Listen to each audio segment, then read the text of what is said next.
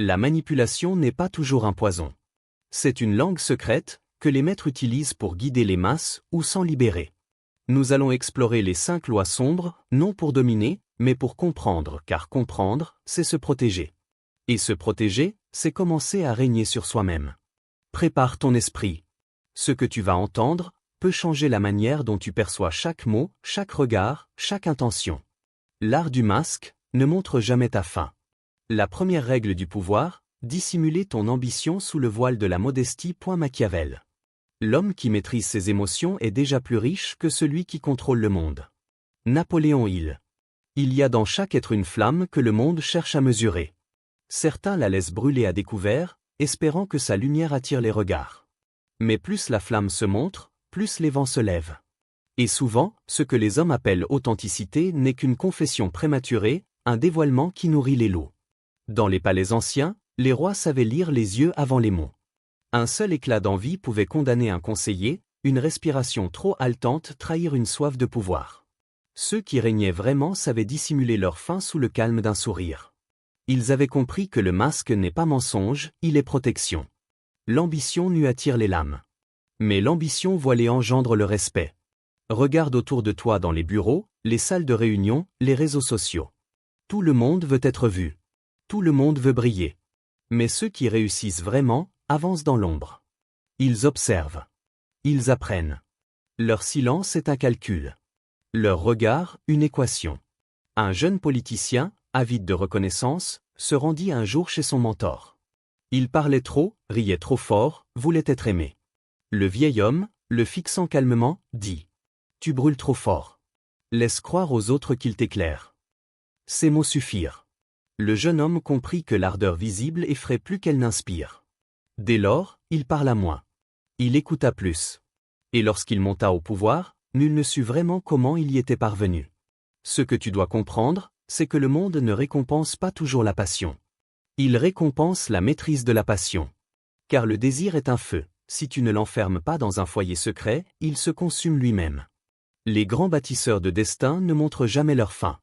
Ils la sculptent intérieurement, jusqu'à ce qu'elle devienne forme, stratégie, patience. Ferme les yeux un instant. Souviens-toi de la dernière fois où tu as voulu quelque chose avec ardeur. As-tu senti ton cœur s'accélérer, ton souffle trahir ton intention? As-tu remarqué comme les autres perçoivent cette vibration, même sans mots? Le prédateur sent la peur. L'ambitieux sent la faim. Et celui qui veut trop tôt dévoiler son plan en perd déjà la moitié.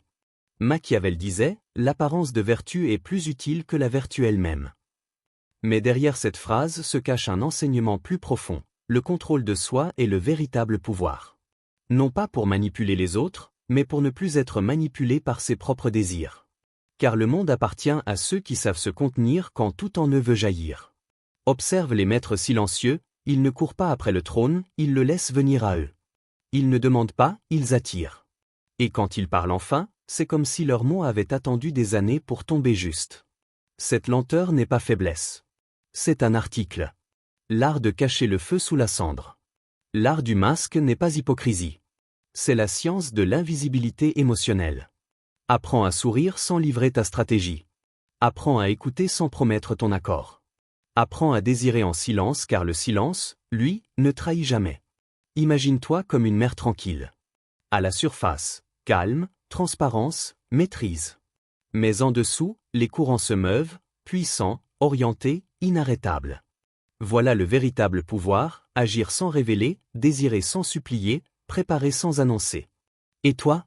Combien de fois ton impatience t'a-t-elle coûté ton destin? Combien de fois as-tu offert ton feu à ceux qui n'en méritaient que la lumière?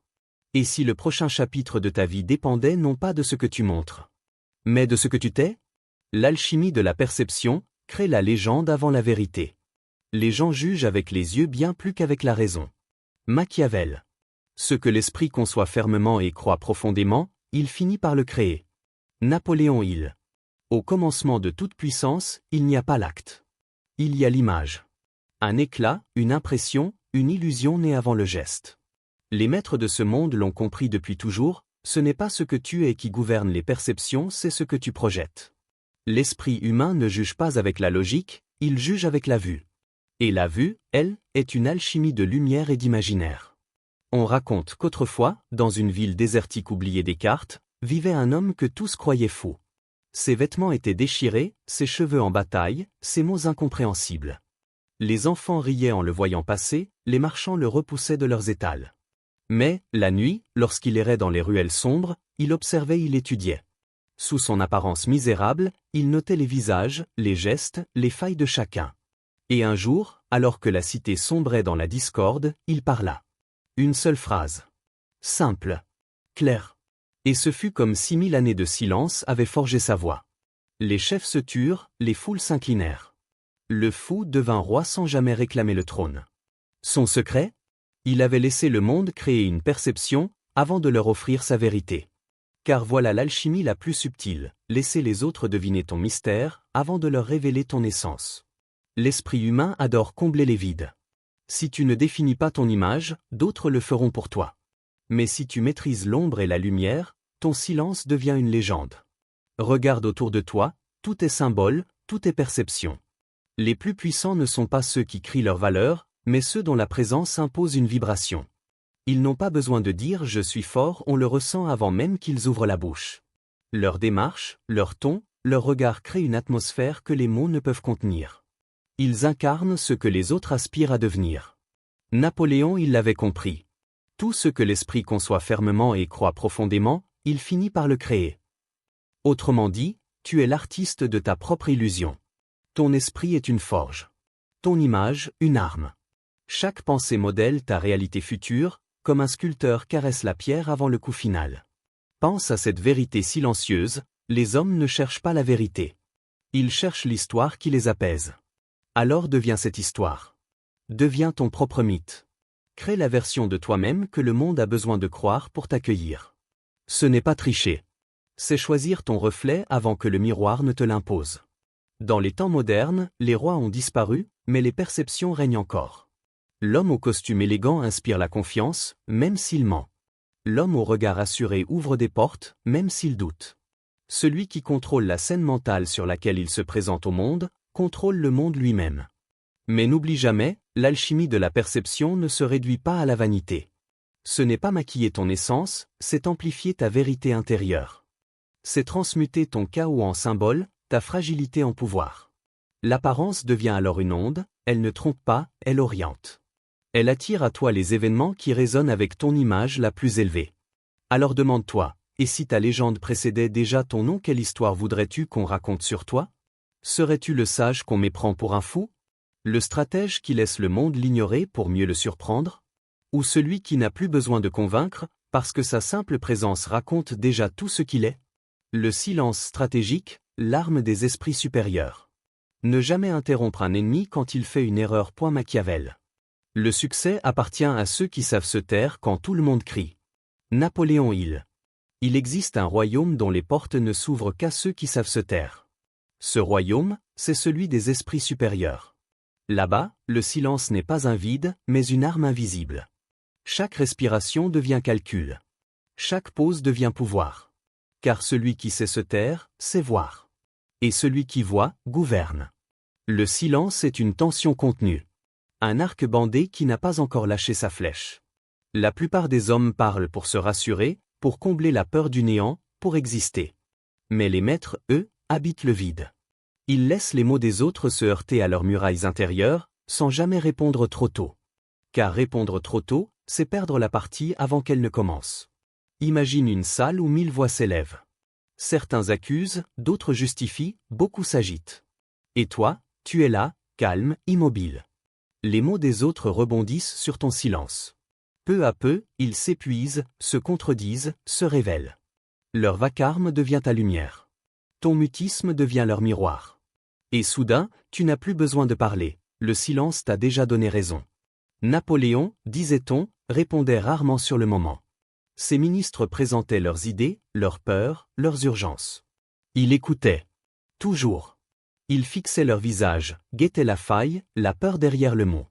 Puis il attendait. Un jour, 2 jours parfois. Et lorsqu'il répondait enfin, chaque phrase semblait sculpter le temps lui-même. Ce n'était pas du charisme, c'était du contrôle émotionnel absolu. Le silence n'est pas absence. C'est présence maîtrisée. C'est la capacité de rester immobile au cœur de la tempête, sans chercher à éteindre le tonnerre. C'est une discipline de l'âme, une manière d'observer la danse du monde sans se perdre dans son rythme. Les faibles réagissent. Les puissants absorbent. Et quand ils parlent, c'est comme si le monde entier s'arrêtait pour écouter. Mais comprends ceci, le silence n'est pas mutisme.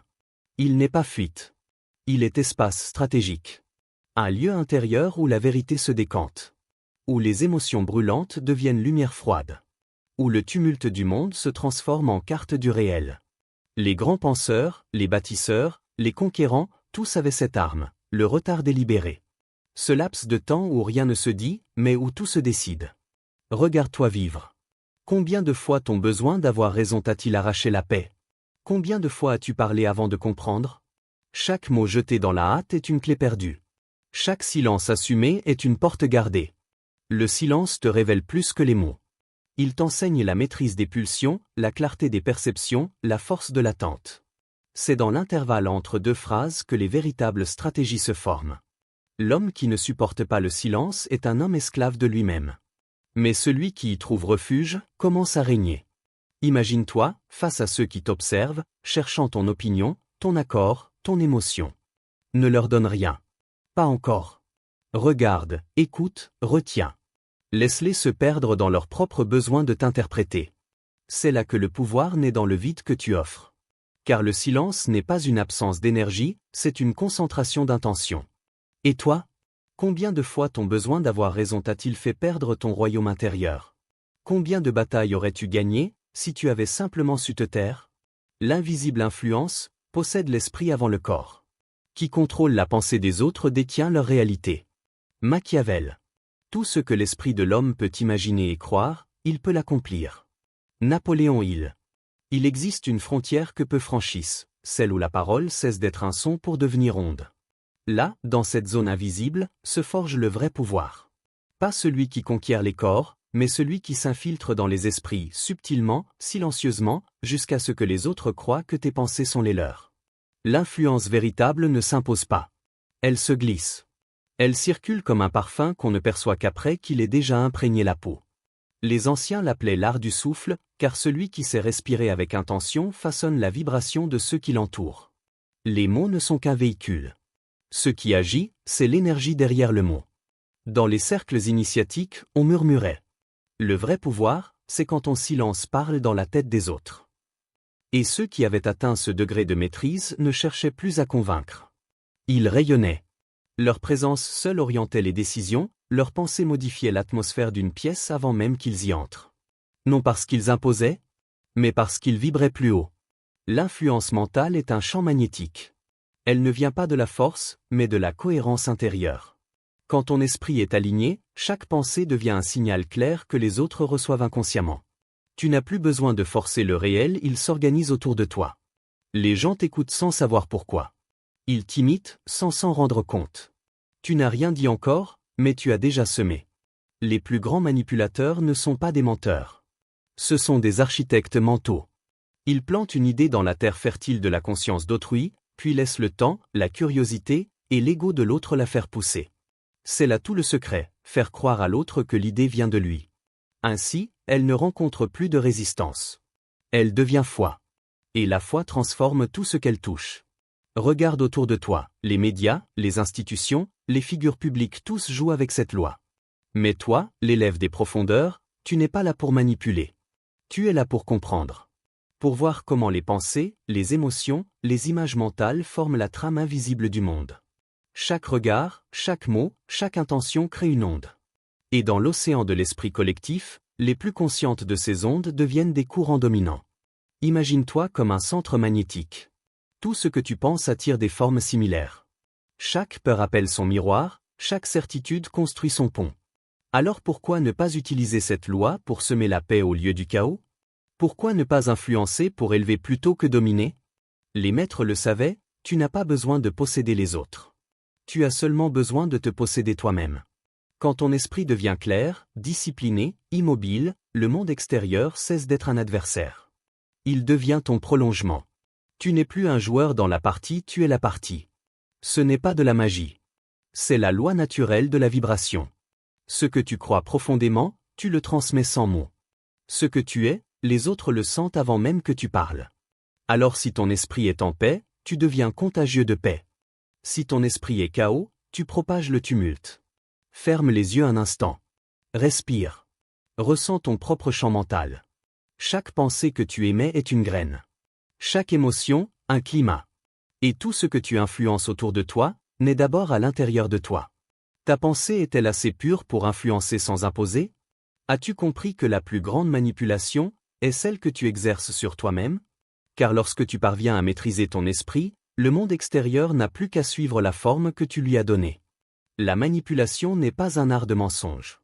C'est un miroir du désir humain. Et quand tu comprends ce miroir, tu ne deviens pas un manipulateur. Tu deviens un architecte de ta réalité. Ferme les yeux. Respire. Observe le monde différemment. Chaque regard, chaque geste, chaque mot est une onde. Tu ne vis plus dans la réaction, mais dans la création consciente.